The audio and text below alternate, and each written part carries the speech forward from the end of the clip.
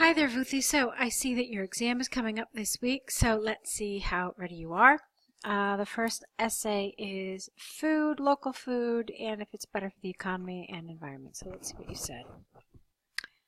Experts throughout the developing and developed world have debated the benefits of consuming with 1M local produce and products delivered by neighboring farms. Some believe that consumer choice driven by a free market would not affect the environment and favor large-scale food companies. Here you need some sort of contrast. However, personally, with 1N, I strongly disagree. This essay will argue that consumers can buy local food using the French with a capital F, government spelled wrong, and Cambridge University to demonstrate points and prove arguments. Okay, the question, of course, Vuthy, is not whether consumers can buy local food, but whether they should buy local food. Whether it is better for the economy and the environment if people only eat that food. Okay? Now, I always think that when I read this essay, that only is one of the key words. Okay? So keep that in mind. Okay, so let's see. On the one hand, there is ample evidence that people living in the countryside spend less money on drugs than those living in large towns, when consuming local vegetables that have not been treated with chemical fertilizers and contribute to the environmental preservation. All right, I'm a little confused by this. When you say drugs, what do you mean? When we talk about drugs, we usually refer to drugs that people take. If you're referring to chemical fertilizers for the plants and for the fruits and vegetables, then you should say that. We call them fertilizers, we call them pesticides. And both or either are appropriate depending on the rest of the meaning of the sentence. All right, let's try the sentence again because I'm still not sure what you mean here by this word.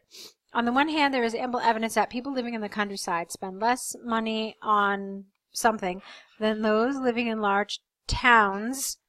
This confuses me. When consuming local vegetables that have not been treated with chemical fertilizers, and this doesn't make any sense. I got to be honest with you, the sentence doesn't have meaning for me. I'm not clear what we're talking about, so it's a loss of coherence, okay? The main reason behind this is twofold. You're missing a word. Firstly, healthy food would help them avoid suffering from diseases caused by chemical residues in food ingested. Okay. Secondly, homegrown vegetables produced by organic farms do not pollute rivers and lakes.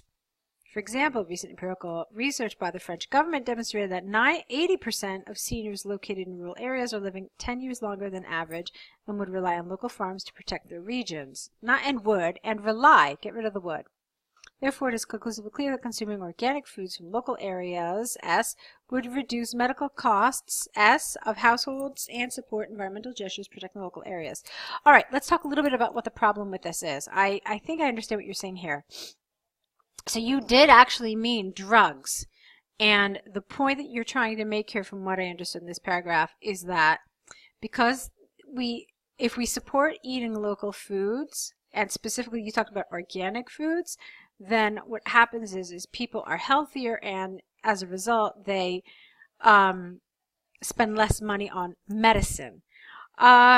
This is what I would call a tenuous argument, and I also want to remind you something else. It's also not what is being asked. They're not asking about the effect of local food on people's health. They're asking very specifically if it's better for the environment and the economy. So we had a couple of areas here that were a little incoherent. Now that I read the entire paragraph, I understand what you're trying to say, but it's not actually on topic. You're supposed to be talking exclusively about the environment and the economy, and if eating local food is better for those two or not. Okay. Now the other problem here is that the second part of your paragraph dealt with organic farms, but nobody asked you about organic farms specifically. It's just local versus non-local. So really limiting your argument just to organic food is again off topic. It's not appropriate development here. Okay? And it's wrong to assume that just because food is locally produced, that it is also organic. It's not the case. So organic food can be grown anywhere. All right. So this argument is, it's just not plausible. It doesn't work. Okay. Now here you talked about rural areas living longer because they rely on local farms. But again, this idea doesn't support what you just said about organic farms. So what's suffering as a result is your task achievement, okay, because there are places where this is off topic. And then on top of that, there's not a good progression in your ideas because some of your support doesn't actually match what it is supposed to support. Okay? And here again, at the end, you're talking about organic foods, and that's inappropriate because the question is not organic versus non-organic. All right, moving on. On the other hand, although there is a case for the cost of food produced by large companies favoring consumers, the successful economic development of an organic food market cannot be understated. Again, you're talking organic, which is inappropriate. Also, this is not appropriate for me because this kind of linker would work only if you had discussed this argument in the previous paragraph. You did not. So you're introducing this brand new argument in a way that it's as if we're supposed to have assumed that you've already talked about it, but you haven't. So I don't agree with this sentence here. And then, of course, organic food I already mentioned. Let's see. This is largely because farmers will produce less local food with better quality without the A, which will drive higher prices in a niche market that should have an N, not an M. For example, if the environmental damage, no S, of chemical fertilizers were scientifically proven by studies from Cambridge University and used as an advertisement, the discerning persons would be willing to spend more money on such organic products to support local actions to preserve the environment. Thus, it is possible to sustain without doubt. I don't think you mean sustain. You mean something else here. I can't think of the word you want. Without doubt that organic food market growth is supported by consumer choice and driven by scientific evidence. All right. So I already talked about the fact that organic food is the wrong way to develop this. That's not what we're talking about. So that's the first problem. And here you talked about organic. I'm sorry, you talked about the environment. Here, I didn't see anything about money. Oh, wait, they'd be willing to spend more money. So what are you trying to tell us? That it would be better for the economy? It didn't feel like that because you talked a lot about organic. I'm not sure. Yeah, I guess when I look at this, sustainable activity because food is sold higher. Okay, yeah, I get it. It's a little difficult. And then what happened to your conclusion? From the examples and arguments given, I firmly believe that. So where is the rest of your conclusion? I'm sure you know that if you don't include a conclusion in your answer that you're going to get a very low score in coherence and cohesion. You absolutely have to write all of your paragraphs and complete even your conclusion. So I don't know what happened here. That's a little problematic. Okay? So there are a number of things happening here. I've already talked about them. The main problems for me are the task achievement. You talked about organic food, which was not relevant. And then there were some problems with the coherence and cohesion, support not really linking back to the main ideas, and then some arguments that were just kind of tenuous. So that's what I want you to think about. I think it still needs a little work. Okay, let's take a look at your second essay.